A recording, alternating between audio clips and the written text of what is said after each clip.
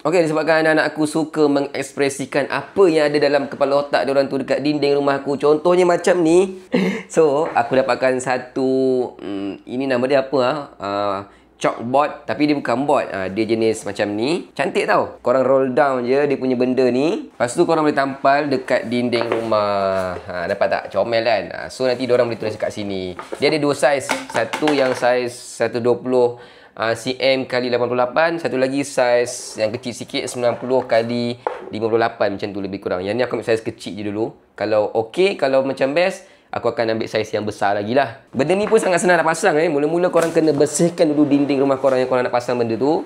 Okay, bagi clear, tak ada habuk apa semua. Lepas tu korang boleh alignkan mana yang korang nak pasang. Contohlah macam aku pasang kat sini kan. So aku bolehlah aku adjust sikit, nak tinggi ke rendah ke, terpulang lah mana yang korang nak. Lepas tu kat belakang dia ni, dia ada macam double tape tau. So korang buka aje dan terus tampalkan dekat dinding rumah korang. Okay. Mula-mula korang buka dulu setengah tak payah semua. Sebab nak bagi dia tampal sikit dulu. Lepas tu korang rasa macam korang dah bagi lurus, barulah korang boleh tekap kuat-kuat dan selebihnya tarik sampai habis. Ratakan. Okey, dia ada bagi juga ni tau.